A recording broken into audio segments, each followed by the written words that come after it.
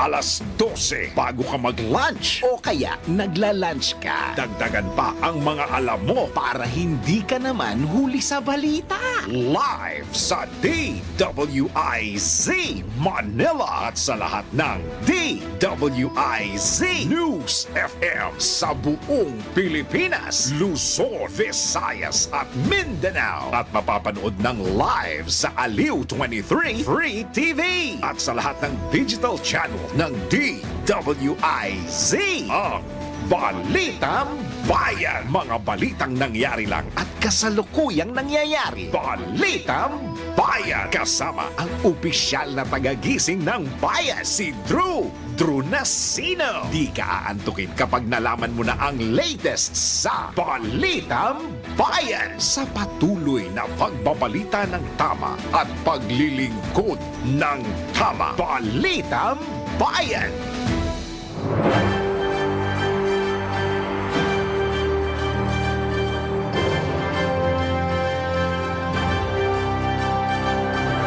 Araw po ngayon ng Martes, 18 sa buwan ng Pebrero 2025, silipin na natin ang ulo ng mga balita.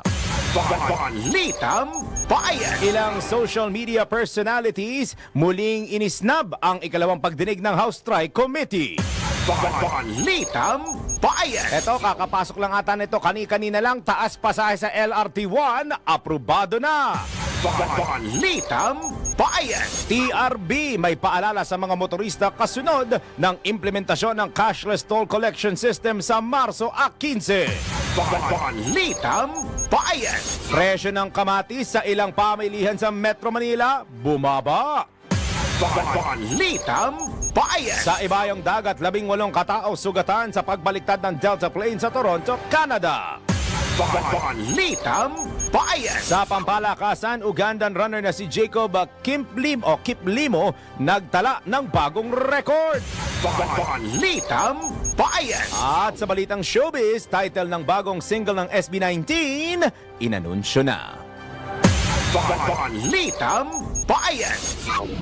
Isa pong magandang tanghali, Luzon, Visayas, Mindanao, Mega Manila sa buong bansa at sa buong mundo ngayong araw ng Tuesday, February 18, 2025. Kayo po ay nakikinig at nakatutok na sa Balitang Bayan dito lamang sa DWIZ at Aliw Channel 23. Isang oras na balitaan at impormasyon na pagsasaluhan natin hanggang alauna ng hapon sa ngalan ni Drew Nasino. Ako po si Daryl Justin. Balitang Bayan.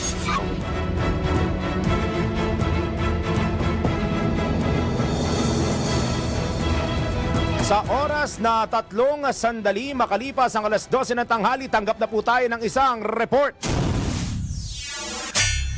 Ilang social media personalities hindi na naman dumalo sa ikalawang pagdinig ng TRICOM. Mula sa Kamara, naroon si Patrol 30, Jelly Mendez. Sinimulan na ang ikalawang pagdinig ng House Strike Committee hinggil sa paglaganap ng fake news at disinformation sa bansa. Alas 10 kaninang umaga nang isagawa ang roll call ng COMSEC kung saan ay 3 lamang sa mahigit 4 na po ang sumipot sa pagdinig ng naturang komite. Kabilang sa mga dumalo sina Maria Lourdes Tiquia, Ros Flores del Rosario at Elijah San Fernando, habang wala pang pasya ang komite sa mga hindi pa rin nakadalo na mga inimbitahang personality o social media personality. Una nang nagbabala ang komite na maaari silang humantong sa mas mabigat na legal action gaya ng pag-issue ng subpoena at pagpapataw ng contempt order. Nakiisa naman sa pagdinig ang ilang ahensya ng gobyerno, kabilang na ang National Telecommunications Commission, Philippine National Police, Kapisanan ng mga Broadcaster ng Pilipinas, Movement Against Disinformation, Press 1PH, Verifiles, Cybercrime Investigation and Coordination Center, Department of Justice, National Bureau of Investigation, Anti-Money Laundering Council, Bureau of Internal Revenue, Philippine Coast Guard at ang Department of Information and Communications and Technology. Nauna nang nagbahagi ng ilang impormasyon ang ilang kinatawan ng Google Philippines at ilan pang social media platform hinggil sa paglaganap ng fake news at disinformation. Natalakay rin sa nagpapatuloy na pagdinig tinig ang pagtanggal ng mga content na lumabag sa kanilang mga patakaran upang makontrol ang paglaganap ng mga maling impormasyon online. Mula sa mababang kapulungan ng Kongreso, ito si Patrol 30. Jelly Mendez nag-uulat para sa impilang may todong lakas sa DWIZ. Nagbabalita ng tama, naglilingkod ng tama. Kapag may bagong balita, naka-on air, agad-agad, DWIZ Patrol Report. Maraming salamat Patrol 30 Jelly Mendez. Sa oras na 5 sandali makalipas ang alas 12 ng tanghali, dakuan na po natin ang iba pang detalye ng mga balita. Balitang Bayan. Bubusisiin po ng House Tri-Committee ngayong araw ang pagbabayad ng buwis at pagkakaroon ng financial transparency ng social media influencers at mga vloggers. Ito ay matapos imbitahan si Bureau of Internal Revenue o BIR Commissioner Romeo Lumagi Jr. sa pagdinig ng Committees on Public Order and Safety, Information and Communications Technology at Public Information na nag-iimbestiga sa paglaganap ng fake news at kung tamang idinideklara ng mga digital personalities ang kanilang kinikita. Ayon kay Laguna Representative Dan Fernandez, ang overall lead share ng TRICOM mahalagang matukoy kung ang mga social media personalities ay totoong nagdedeklara ng kanilang kinikita at kung tumutupad sa kanilang mga obligasyon. Bahagian niya ang pagdinig ng mas malawak na pagsisikap ng Kamara upang matiyak ang patas at matukoy kung sumusunod ang mga ito sa tax regulations, lalo't marami ang naaakit sa pagiging online content creator. Mamaya magbibigay ako ng insight kung bakit. Iginit pa ng leader ng komite na kung kumikita ang mga vloggers sa paggawa ng content, ito man ay advertisements, sponsorships, o monetization schemes, marapat lamang na nagbabayad sila ng kanilang buwis. Balitang Bayan. Bago ko dakuhan, ito yung dahilan. Kasi malawak po ang platform online. Hindi lang basta Luzon, Visayas, Mindanao ang nakakapanood sa inyo. Malawak ang platform nito mga online content creators sa buong mundo. Mapaano man kahit na gamitin nila ang lengguwahe na Tagalog, makakalusot at makakalusot. Ultimong i-click nyo lang po. For example, ito sa YouTube kung hindi ako nagkakamali. I-click mo lang yung isang link. Like for example, Balitang Bayan, DWIZ. Pag-click mo nun, may ads kagad papasok. Yung ads paghahatian na kagad ni YouTube tsaka ng DWIZ. Well, syempre, business is business. Sa mga content creators, ganun din yon. Kung naka-premium subscription ka, ad-free ka nga, pero meron pa rin kinikita yung mga content creators doon kasi parang andating, nag-subscribe ka sa isang streaming service. That's the reason why mas madali po ang pagkita at kahit ano naman kasing content dahil hindi ganun kataas ang filtering, ika nga, tsaka ang restrictions sa social media, sa online content creation. Kaya kahit ano pwede nyo panoorin. Kaya nga diba, may isang usapin na MTRCB, gusto na nilang i-monitor at i-regulate yung mga online video on demand o yung mga OTT platforms na tinatawag ho natin. Kasi nga, pataas ng pataas yung mga hindi daw kaaya-aya na mga panoorin ng mga palabas, lalo na sa ilang mga streaming platforms natin dito sa bansa, kaya gusto nilang i-regulate. The same time, mas maganda nga naman na bukod sa nakikita mong kumikita itong mga to, dapat ay tumulong din sila sa ating bayan sa pamamagitan po ng tamang pagbabayad ng buwis. Balitang Bayan. Sa iba pang tampok na balita, aaray po kayo dito sa susunod natin kasi dahil po inaprubahan na ng Light Rail Manila Corporation ang taas pasahe sa LRT1. Line 1 to kung hindi nagkakamali. Sa ilalim ng bagong fare matrix, nasa 20 pesos ang pinakamurang single journey ticket na dating nasa 15 pesos. Nung ako'y nag-MRT pa, nabot ko pa ngayon 12 pesos. Mabot pa ng 12 pesos dati to, ngayon 20 pesos na ho. Ipatutupad ang dagdag singil sa pasahe sa LRT1 sa 2 po sa buwan ng Abril. April 2 po magsisimula yung panibagong fare matrix, yung taas presyo o taas singil sa pasahe ng LRT1. Matatandaang humirit ng dagdag singil sa pasahe ang operator ng nasabing tren. Balitang Bayan. Sa iba pang balita, muling hinimok ng Toll Regulatory Board o TRB ang mga motorista na magpalagay na ng RFID sticker sa kanilang mga sasakyan. Sa panayam ng DWIZ, iginit ni TRB spokesman Julius Corpus na walang dahilan ng mga motorista para hindi magpalagay ng RFID, lalo't libre naman ito. Una nang inanunsyo ng TRB na muling ipapatupad ang cashless at contactless transactions sa toll expressways simula sa darating na Marso A15. In fact, pinadalita po ng ating mga toll operators at providers ang pagpapakabit ng RFID na Opo. libre naman. Oo. Wala naman pong bayad yun. No minimum deposit required or no minimum toll fee required except yung just enough to pay yung kanilang toll fee for the day na gagamitin nila. Tiniyak naman po ng tagapagsalita ng TRB na patuloy na isinasaayos ng mga toll operator ang kanilang sistema. Marami na po yung mga dating problema ang naisaayos na, napilitan na yung ibang equipment na dapat palitan. Patuloy po ang pagsasaayos at pag-i-improve ng sistema ng ating mga toll operator. At kung paminsan-minsan may panaka-nakang aberya pa rin nararanasan, may mga toll assist interventions po tayong ginagawa, no? Para sa ganon ay maibsan yung mahabang traffic na posibleng mangyari. Samantala, sinabi pa ni Spokesman Corpus na wala pang pinal na desisyon kung magkano at kailan ipapatupad ang taas singil sa mga toll. Meron pong mga under process ngayon Opo. na mga petisyon. Yes, nabanggit nyo nga yung index. Subalit wala pa po tayong kasing final na decision kung magkano finally ang magiging adjustment na mangyayari at kung kailan pwedeng ipatupad. Tinig po yan ni Toll Regulatory Board Spokesman Julius Corpus. Panayam yan kanina sa Ronda Pilipinas dito lamang sa DWIZ. Balitang Bayan. Ako one time naka-experience na yung RFID hindi gumagana. So nandun na ako sa toll gate. Ako'y kinakabahan pero alam kong may load ako. Yun pala hindi na base RFID. So yung hassle doon na maglalabas ka pa ng mga card kasi may card pa yun pare. Yung Easy Trip tsaka Auto Sweep. So imaginein ho ninyo sana mabigyan din ng solusyon na ma-upgrade siguro, ma-check, ma-update siguro. Ano po, may mga ina-update naman ng yung mga firmware ng mga RFID detection software para kung talaga ang hangarin ng TRB at hangarin ng mga consortium na nagpapatakbo ng mga toll ho natin dito sa bansa, lalo na dito sa mga expressways natin dito sa Luzon, mas mabilis at mas kumbinyenteng biyahe po sa ating mga kababayan. Mas magandang masilip muna yung sistema. Wala namang problema humingi ng dagdag singil kung ang end result naman ho nito ay ikagaganda at ikabibilis ho ng ating transportasyon para sa ating mga kababayan. Balitang Bayan. 12 minutos makalipas ang alas 12 ng tanghali, umapila ang grupo ng mga truckers sa Toll Regulatory Board o TRB na ipagpaliban ng planong pagpapatupad ng cashless toll collection system sa Marso 15. Ayon kay Connie Tinio, head ng Central Luzon Truckers, nakita nilang hindi pa handa ang TRB sa magandang implementasyon ng programa dahil may ilang problemang kinakaharap ang kanilang miyembro na dumaraan sa RFID lanes. Inireklamo anya ng mga driver ay nababawasan ang kanilang load at magkakaiba ang basa sa RFID lanes. Itinanggi naman ni TRB spokesman Julius Corpus ang alegasyon at tinugunan naman ng kanilang tanggapan ang nasabing mga problema.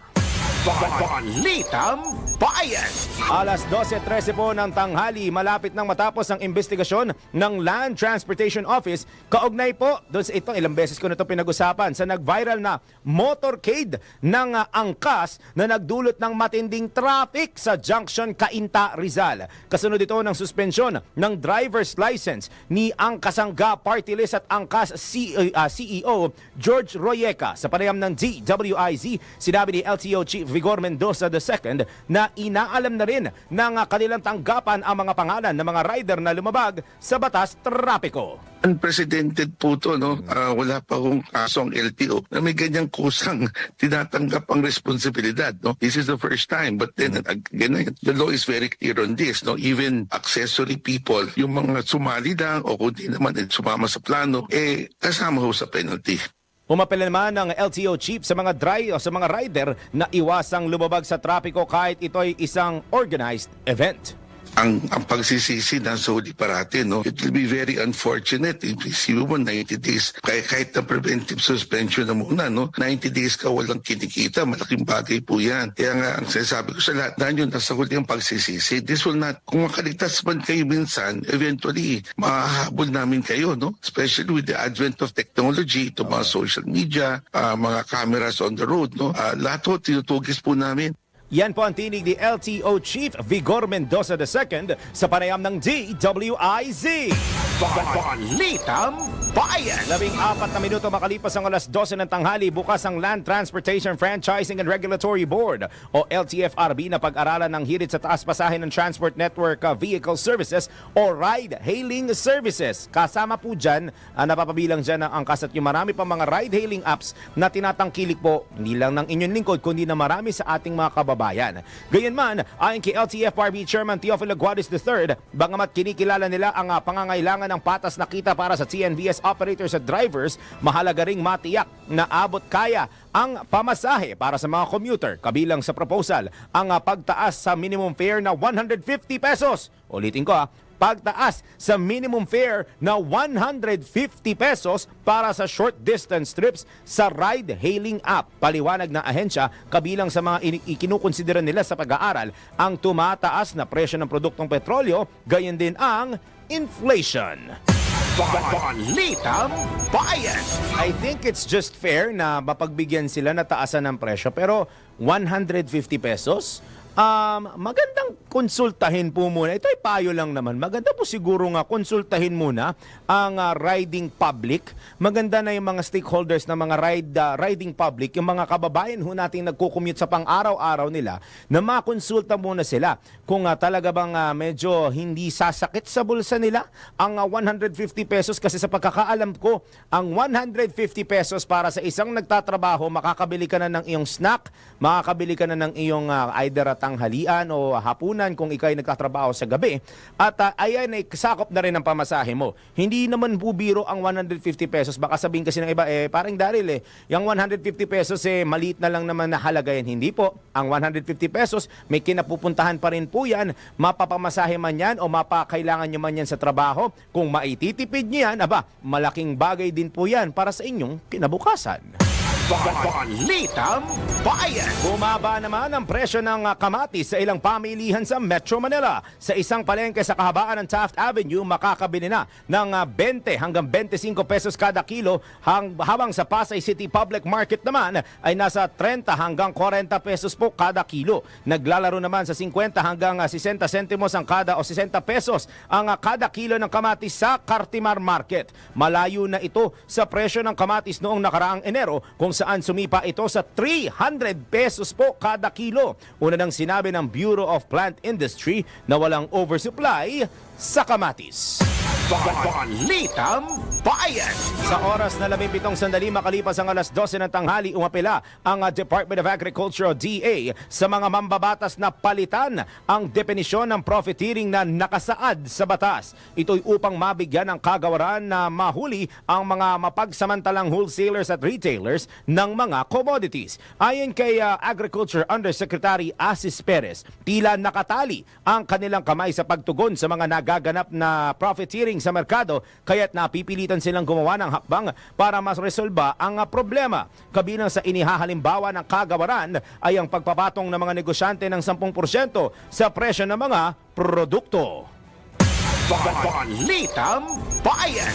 Alitan ang definisyon ng profiteering. Hindi ba parang ako po, kung ako yung tatanungin ninyo, hindi ba parang mas maganda na puksain na lang muna ang profiteering? Kasi ang sakit na ho sa bulsa. Pasensya na ho sa mga negosyante. Ang hilig po kasi nito mga to na ipasa sa mga regular na consumer yung kanilang mga expenses, yung kanilang mga nawawala sa kita nila. Ganun din naman po na kami, naghahangat din kami na mas malaking kita. Ultimo nga yung 200 pesos, di ba? Kuya Weder, may tumitira nga sa 200 pesos. Baka akala nila hindi masakit lang daw sa bulsa ng mga employers. Yan 200 pesos ho na yan, malaking tulong na ho yan, lalo na sa mga minimum wage earners nating mga kababayan, na sila mismo yung kumakayod araw-araw para magkaroon ng sapat na kita para sa kanilang mga pamilya. Tapos yung iba sasabihin, hindi naman kami kikita, sandali. Di ba kaya nga ho kayo nagninegosyo? Una, para magbigay ng trabaho sa ating mga kababayan. Pangalawa, para kayo'y kumita. Ano ba man lang yung 200 pesos na ibibigay ninyong dagdag sa inyong mga manggagawa na dugot pawis. Iba nga talagang dugo, na-i-injure pa nga minsan, depende sa linya ng trabaho nila, hindi ba? Mas magandang bukod sa profiteering, muna mapuksa ang mga profiteering, mapatigil ito once and for all para mas maging maayos ang pagkita ng ating mga kababayan, and at the same time, ibigay yung mas maganda at mas sapat na tamang pasahod sa lahat ng mga manggagawa dito sa ating bansa para natitigilan na rin po yung pagrereklamo ng ating mga kababayan at pare-parehas po tayo may maganda at maayos at matiwasay na buhay dito sa ating bansa. Balitang Bayan. Sa oras na 19 na sandali o 20 sandali na, 20 minutes, makalipas ang alas 12 ng tanghali, ready na tayo dito guys? Ayun, dako na tayo, tanggap tayo ng isang report.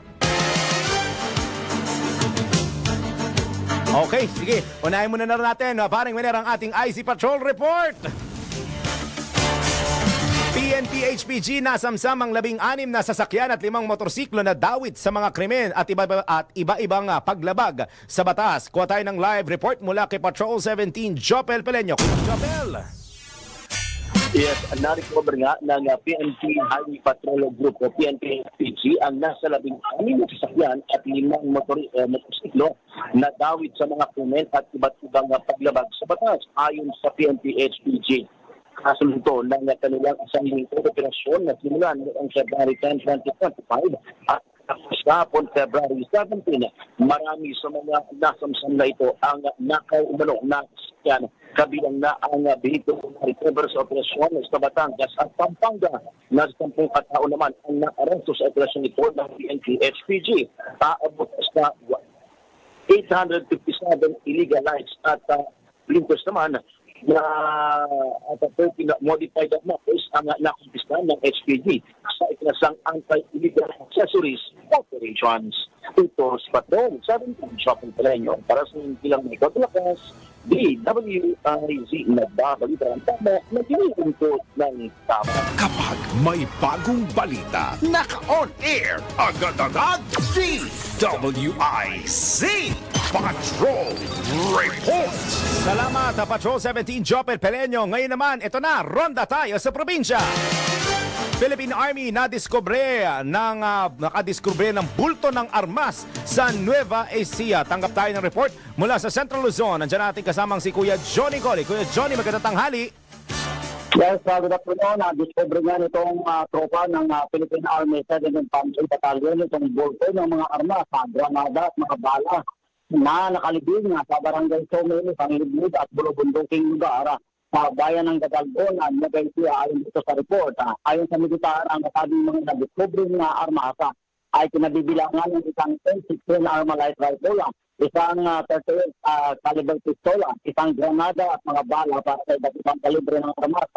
Ayon dito sa ulat, itinuro sa militar ng isang nagbalik loob na dating membro ng Military Force Army NPA, Komite Larangan Guerrilla Sierra Madre, ang nasabing mga armas na niya itinago ng dating ng mga kasamahan sa Kilosan.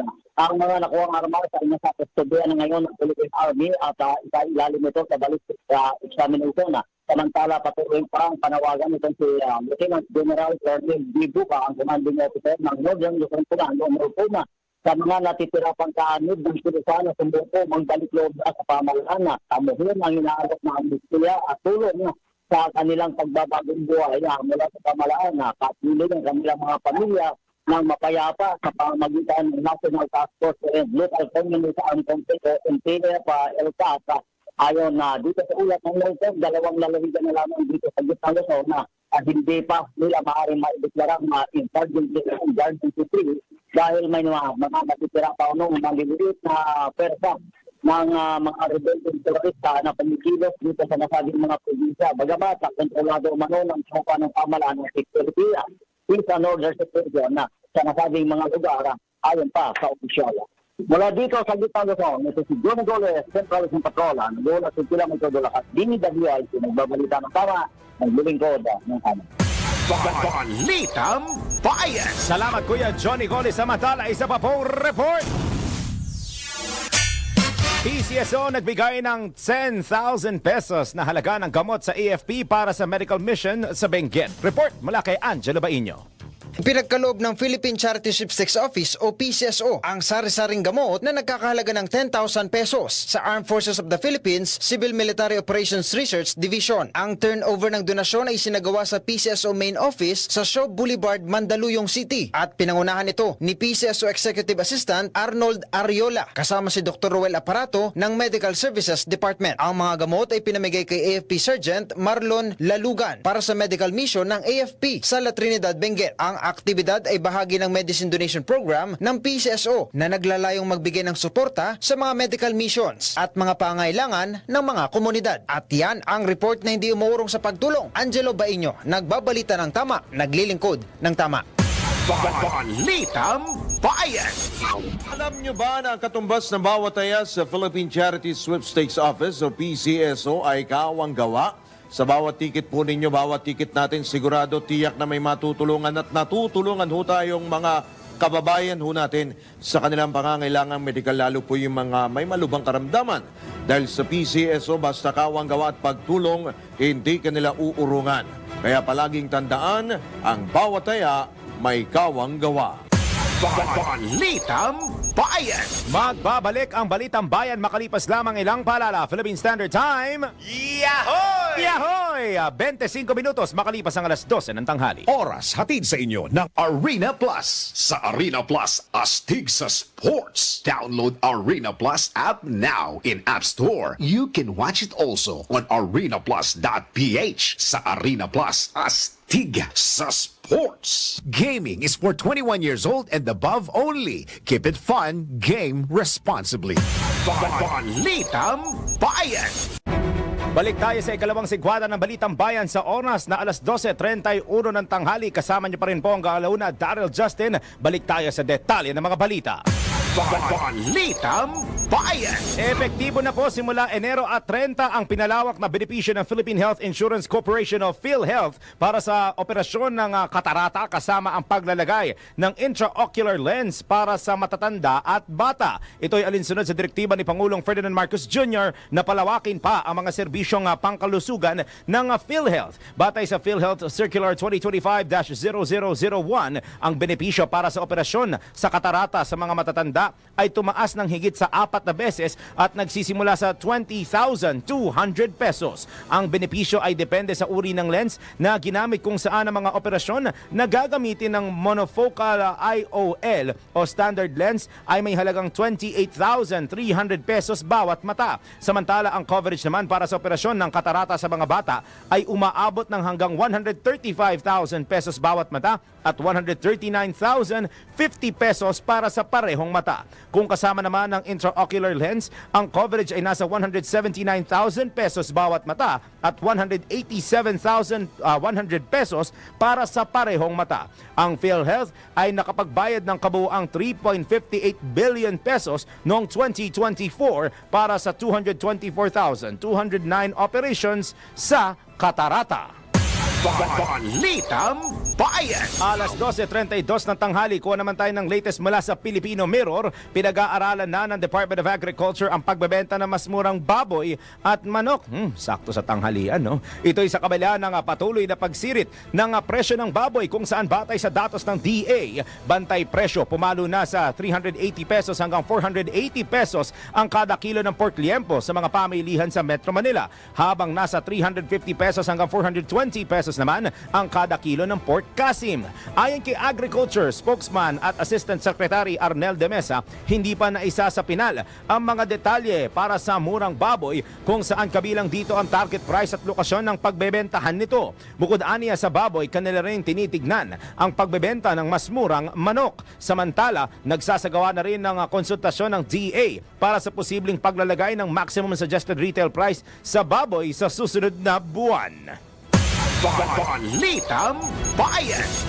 Ipatutupad na ng Department of Migrant Workers o DMW ang mas mahigpit na panuntunan para sa pagpapadala ng mga Filipino workers sa Kuwait. Kasunod ito ng pagkamatay ni Jenny Alvarado at Daphne Nakalaban na sa nasabi pong bansa. Ayon kay Migrant Workers sa Secretary Hans Leo Kakdak, kailangan nang i-check ang qualifications at background ng mga potential employer bago makapag-hire ng Filipino domestic worker. Kabilang anya rito ang pagsusuri kung walang criminal record ang ang mga employer at kung may kakayahan ng mga itong makapagpasweldo. Pwede ring magkaroon ng virtual meeting sa pagitan ng OFW at kanilang amo bago ang deployment para maiwasan ang hindi pagkakaunawaan o iba pang issue. Kaugnay nito, tiniyak ng DMW ang pagmomonitor sa mga Pilipinang matagal nang nagtatrabaho sa Kuwait. Balitang Bayan!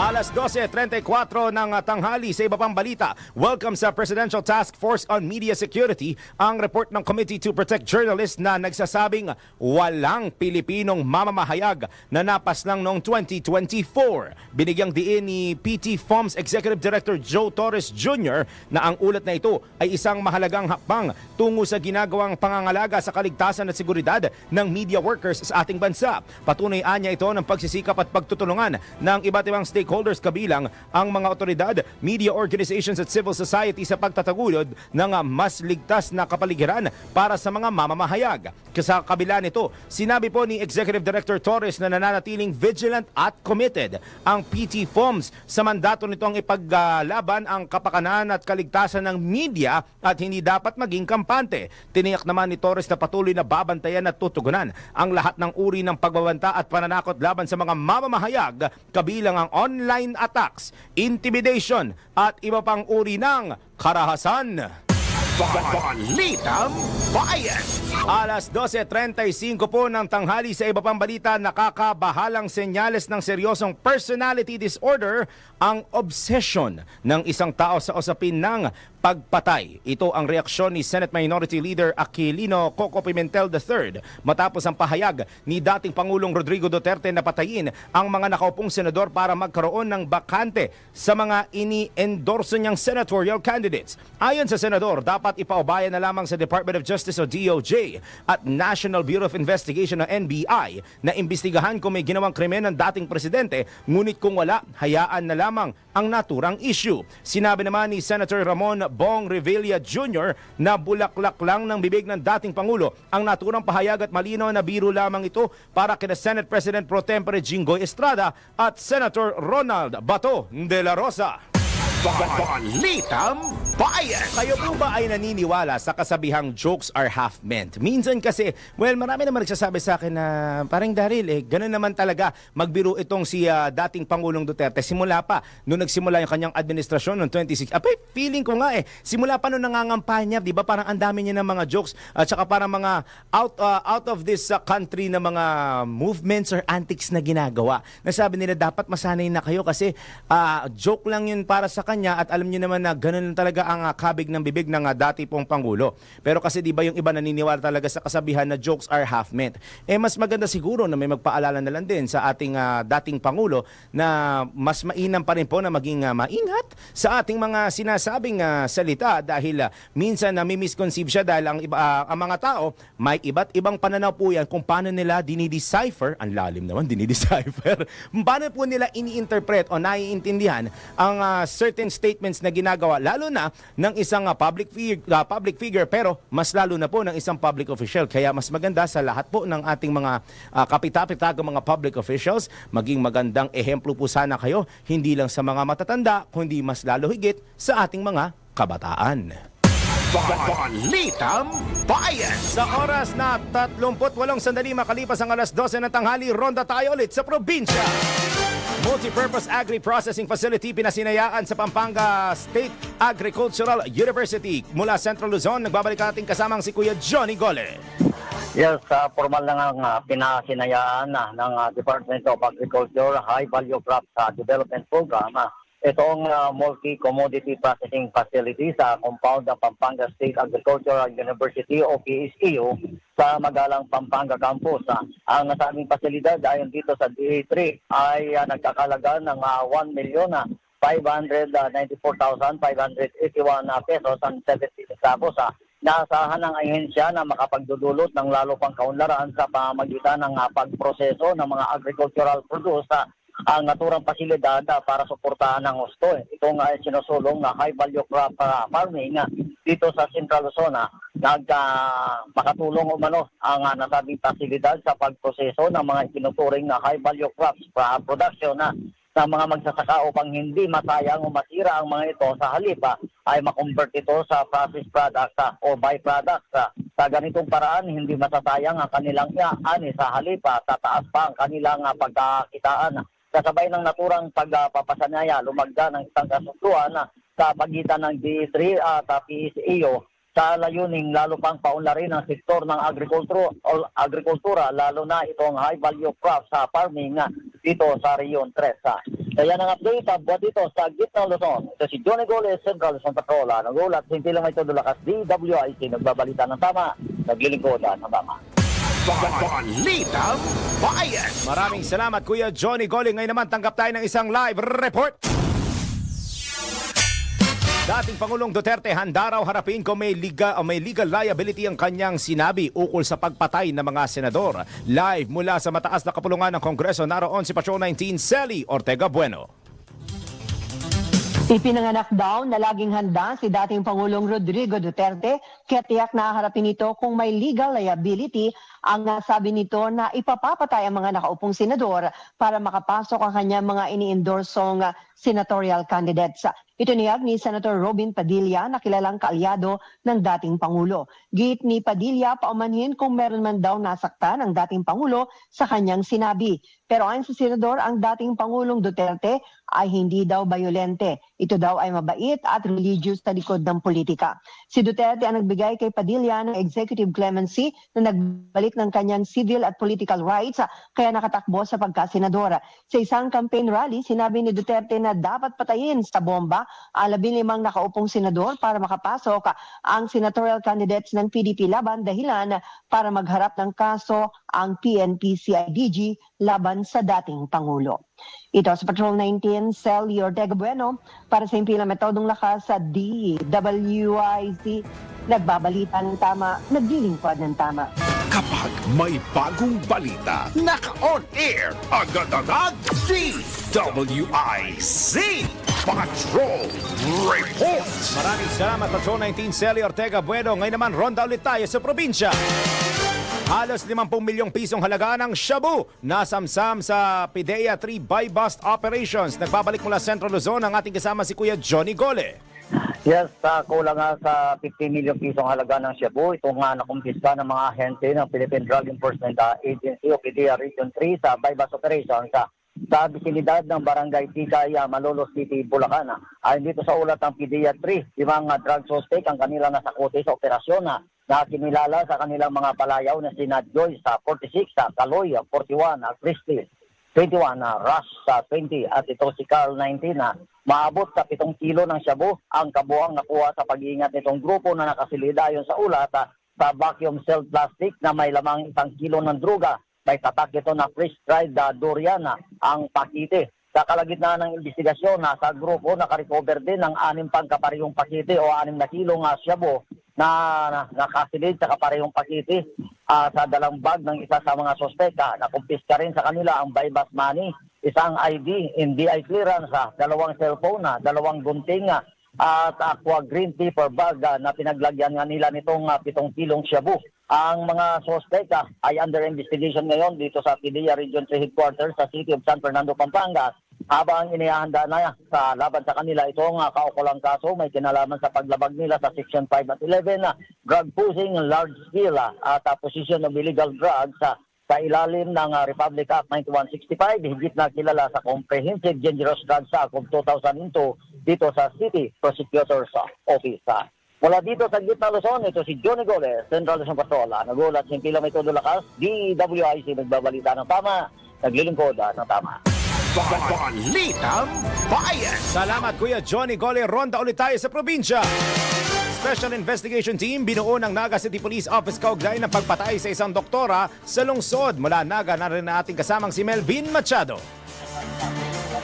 Upang mapabilis ang pagkalap ng mga ebidensya at matukoy agad ang pinakautak sa pagpatay sa isang doktora sa Bicol Medical Center sa Naga City, naka-activate na ngayon ang binong Special Investigation Team o SIT Romualdez kung saan tumatayong commander ang City Director ng Naga City Police Office habang kasama naman sa pagtutok sa pag-iimbestiga ang Criminal Investigation and Detection Group forensic, legal at di pa bang law enforcement agency sa lungsod. Hanggang ngayon ay nananatiling person of interest ang pinaghahanap na live-in partner ng biktimang doktora. Sa ngayon ay nakaburol na sa isang punerarya ang labi ni doktora at dumating na rin ang ilang kamag-anak nito mula Metro Manila. Samantala umaabot na sa 1,200,000 pesos ang reward sa makapagbibigay ng impormasyon sa pinagtataguan ng suspect. Ang 1 million pesos na reward na karagdagan ay mula kay Mr. Noel De Luna na isang negosyante sa lungsod ng Naga. Ito ang Ronda Patrol, Melvin Machado para sa MP lang may todong lakas, DWIZ. Nagbabalita ng tama, naglilingkod ng tama. Balitang Bayan. Standby po sa mga reporters sa labas ng himpilan. Magbabalik ang Balitang Bayan makalipas lamang ilang paalala. Philippine Standard Time. Yahoy! Oy, meron na lamang tayong 15 sandali bago mag-1 ng hapon. Oras hatid sa inyo ng PhilHealth para sa bawat Filipino. That time check was brought to you by Bingo Plus. Download Bingo Plus app now in Google Play and App Store for a chance to win up to 154 million pesos of jackpot prize. Visit bingoplus.com to learn more. With Bingo Plus, bingo sa saya plus sa panalo. Balitang Bayan. Sa oras po na 11 sandali bago sumapit ang 1 ng hapon sa Balitang Bayan, huling sigwada na po tayo. Kasama niyo pa rin Daryl Justin. At ngayon naman, oras na para alamin natin ang magiging lagay ng panahon. Pinakahuli, pinaka-latest, pinaka-napapanahon. Whether we like it or not, ito ang magiging DWIZ Weather Report. Mula sa magpapadasal sa day 2 niya ngayon. Sige, Rafael. Ano ba? Kaaway mo ba yung printer? Kasalanan ng printer to, hindi ako yon. Kala ko kaaway mo yung printer. Ayan, no. Gusto ko yung proud pa siyang pinakita sa atin ngayon sa DWIZ News TV at Aliw Channel 23. Ang cute niyang script. Buti hindi ka nahihirapan basahin. Hindi naman. So sanay ka sa padasal kasi di mo nahihirapan basahin eh. Ito naman ang data ng booklet. Sige. Ayon sa iyong booklet, Ayon sa aking booklet, here na po ang latest sa lagay ng panahon. At ayon po sa latest forecast ng ahensya, nakaka-apekto po rin ang inyong paboritong shearline. Shearline. Naririnig ko si Senyor Gapa na kamonitor ako. Paborito natin, shearline. Ang ikalawang weather system ay ang shearline sa silangang bahagi ng North Luzon. Magdadala po ito ng moderate at at times heavy rains. Ang amihan naman ay umiiral pa rin sa extreme northern Luzon, pero asahan na ang paghina nito sa mga susunod na araw at maaaring bago matapos ang buwan, tuluyan ang matapos ang amihan season. Naranasan mo ba yung amihan sa labas, Gia, ng mga nakaraang araw at buwan? Parang hindi, no? Hindi gaano. Ngayon nga, init sa labas, oh. Dito nararanasan ko yung amihan. Oo, ibang amihan. Kung nakikita ninyo yung katapat ko dito sa booth na to, ayun, no? Diyos ko po! Pero nito, meron pa nito. Iba yung epekto nitong isang to. Kaya sakto lang na naka-jacket ako, tapos sabi ni Gia, oh my God, ang lamig! Kaya sinabi ko pagpasok ko. Oh my God na sinabi niya, walang iba. Tama? Oo. Okay, go. Diba? Sige. Ang ITCZ naman ang nagdadala ng maulap at maulang panahon sa Southern Mindanao. Samantala, kasalukuyang walang binabantay ang LPA ang Pag-asa. Yun yan, sa 24-hour Tropical Cyclone Formation Outlook na inilabas nila kaninang 10 a.m. At sa ating tropical cyclone threat potential, mula kahapon hanggang sa linggo, clear skies and good weather po ang aasahan natin. That's good news. At, Yeah. nagulat ako. At ayon muli sa aking booklet. Oh, yan. Asahang magpapatuloy ang bagyo-free na weather hanggang sa katapusan ng Uy, klaruhin mo February. yung bagyo free na yan, ha? Baka kala nila libreng bagyo. Hindi po. Oo. Wala Ibig pong sabihin, bagyo ayun. hanggang katapusan ng Pebrero. Kasi sa lahat po ng libre na gusto ng mga taong bayan, ang ayaw nilang libre ay... Bagyo. Oo. Pero, pwede nyo kaming ilibre ni Gia Rafael papuntang... Baguio. Ayun. Bakasyon naman eh. Oo, para na-try mo na ba yung... Speaking of Baguio, na-try mo na ba yung strawberry taho? Noong nagpunta kami, hindi ko tinry. Bakit? Di mo feel? Hindi. Pero nagtataho ka naman yung regular, oo. Yun yung binili ko nung nasa Baguio kami noon. Diba? Sa lahat naman ng bibili mo, yung hindi pa produkto ng Baguio. Nagbagyo ka pa. Pero ang Baguio mo, with a real friend, ha? With a real friend. Family. Tatay Family. naman, grade 9 pa ako nun. So hindi ka aware sa Baguio with a friend. Hindi. Family yun, family. Hindi. So explain ko siya mamaya. Hindi, parang natatandaan ko na. May aninag na ba? Pag hindi mo maalala, papaalala ni Anton sa'yo mamaya. Yan, may clue na ako, ha? tayo dyan. Nabanggit na si Antoine.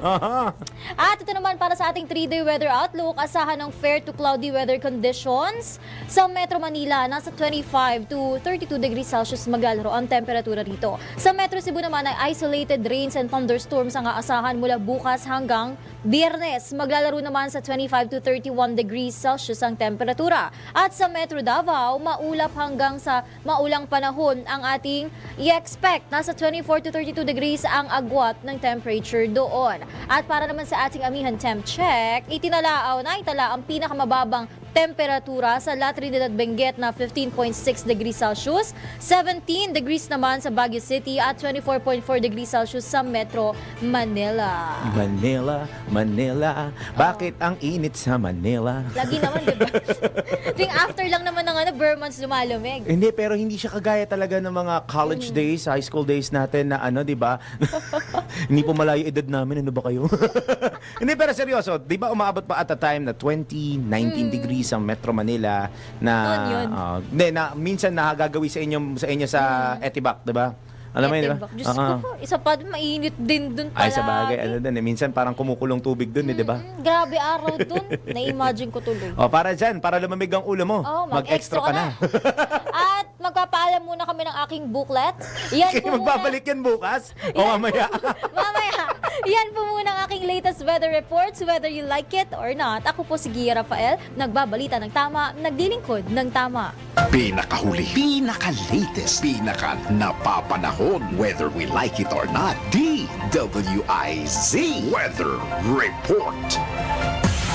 Balitang Bayan. Mga balitang dapat alam mo kahit sa labas ng bansa. DWIZ Balita sa ibang bansa.